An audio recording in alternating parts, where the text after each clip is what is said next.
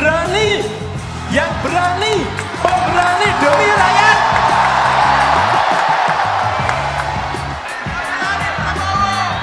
Rakyat butuh pemimpin yang paham, yang ngerti bagaimana memajukan negara ini.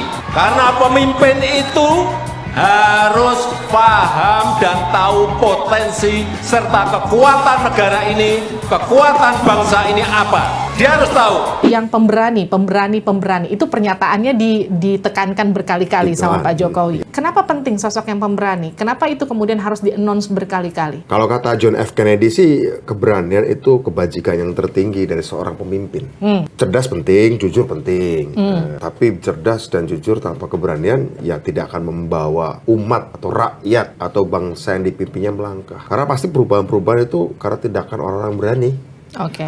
Nah, menurut saya Pak Jokowi sendiri teruji layak untuk mengatakan soal keberanian itu, soal nyali itu. Iya. Dari seorang yang pengusaha kelas menengah biasa di kota Solo berani mencalonkan diri menjadi wali kota, berani menjadi gubernur di ibu kota, berani menjadi presiden padahal bukan pemimpin partai, bukan pengusaha, bukan pensiunan jenderal. Itu sendiri sebuah keberanian. Keberanian kemudian menegosiasikan saham 50%, 1% saham Freeport. Keberanian untuk menolak tekanan dari Uni Eropa soal nikel. Hilirisasi, keberanian mendatangi aksi demonstrasi 212 di Monas, sehingga waktu saya pernah nge-tweet, ini loh presiden yang bernyali, bukan sekedar presiden yang bernyanyi. Ya, artinya memang kata berani yang disampaikan oleh beliau itu beliau sampaikan sebagai kunci kemajuan Indonesia karena beliau sendiri menjadi saksi dan pelaku dari apa yang dikatakannya. Jadi wajar. Ya. Ada juga poin berikutnya ketika Pak Jokowi bilang butuh sosok yang bisa memahami rakyatnya. Yang jadi pertanyaan gini, kalimat ini dilontarkan Pak Jokowi pasca PDI Perjuangan sudah mendeklarasikan Ganjar Pranowo. Kenapa nggak langsung ngomong aja? Oke, kita dukung Ganjar Pranowo. Kenapa harus ngomong sosok yang pemberani, sosok yang dibutuhkan rakyat? Memang itu bukan sosok Ganjar Pranowo. Begini, ada etika-etika yang menghalangi beliau sebagai presiden untuk berbicara satu nama. Dia tahu bahwa relawan, kelompok yang berkumpul di Musra itu banyak aspirasi. Ketika beliau berbicara di Musra adalah ada di sebuah forum yang banyak pilihan-pilihannya, banyak opsi-opsi yang mereka bawa masing-masing. Yang saya tangkap beliau adalah ingin mengkonsolidasikan seluruh relawan ini yang di Musra ini supaya satu barisan. Andai misalnya Bapak Jokowi mengatakan X atau Y, Mas Ganjar atau Pak Prabowo, dan saya yakin sampai ujung beliau tidak akan pernah menyebut nama secara terbuka. Tentu beliau punya banyak pertimbangan, punya banyak sinyal-sinyal, pastinya, dan dalam politik biasa-biasa saja sinyal dan diplomasi itu.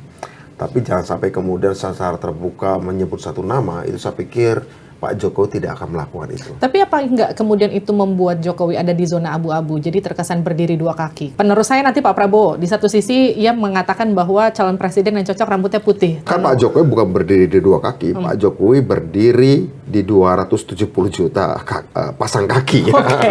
Artinya banyak sekali pertimbangan 270 juta pasang kaki yang harus beliau pertimbangkan. Tapi sebagai kader partai kita tahu, kehadiran beliau pada tanggal 21 April di Batu Tulis, itu juga sebuah tanda kan beliau hadir sebagai kader partai. Ya, betul. Saat berbicara di Musra dan juga di beberapa pernyataan yang lain, beliau berbicara sebagai seorang pemimpin yang tahu betul dia sudah bekerja keras, tapi kerja keras itu masih belum cukup untuk menjawab persoalan-persoalan tinggalan masa lalu Indonesia maupun persoalan-persoalan yang baru hadir. Dia tahu betul apa yang dia kerjakan ini, saya tangkap mungkin tidak lebih dari 25% dari apa yang beliau pikirkan harusnya dia kerjakan. Tapi kan batasan konstitusi tidak memungkinkan, ya, untuk beliau menjadi periode ketiga segala macam. Makanya dia ingin memastikan bahwa kerjaanku ini harusnya butuh 20 tahun, butuh 25 tahun. Tapi saya punya batasan konstitusional, saya hanya punya waktu 10 tahun. Maka 15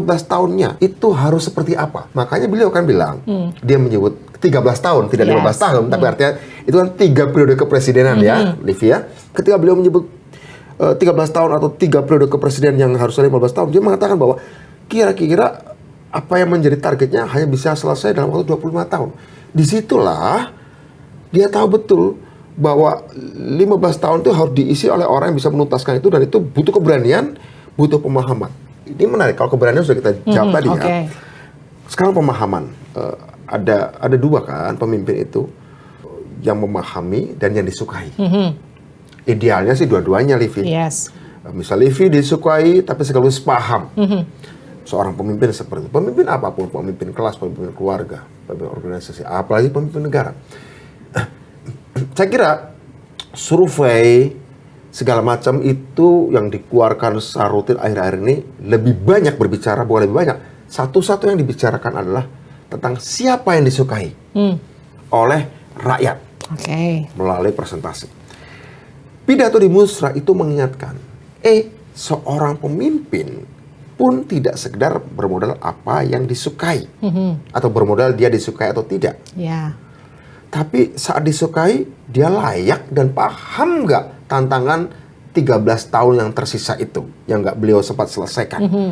Nah, sebenarnya kalau kita lihat pidato Pak Jokowi, kalau bicara survei itu aspek kuantitatif dari seorang pemimpin, aspek jumlah, berapa persen sih disukai, berapa persen tidak disukai, kira-kira gitu. Nah, pidato Musra kemarin sebenarnya itu adalah sebuah era baru yang mau dikenakan oleh Pak Jokowi. Selain disukai secara kuantitatif lewat presentasi, juga harus memahami persoalan secara kualitatif. Artinya bisa meneruskan apa yang kemudian sekarang sudah dikerjakan oleh Pak Jokowi. Menurut saya Pak Jokowi tentu saja beliau ingin diteruskan apa yang menurut beliau baik. Dan ingin pemimpin penggantinya juga melakukan apa yang belum sempat beliau lakukan. Sesuai dengan rencana beliau. Tapi juga beliau tahu bahwa ada tantangan lain di pemimpin ke depan yang nggak dia temui di periode dia, yang kemungkinan akan muncul tantangan maupun peluang. Peluang dia sebutkan, bonus demografi yang akan dinikmati oleh bangsa Indonesia tahun 2030-an.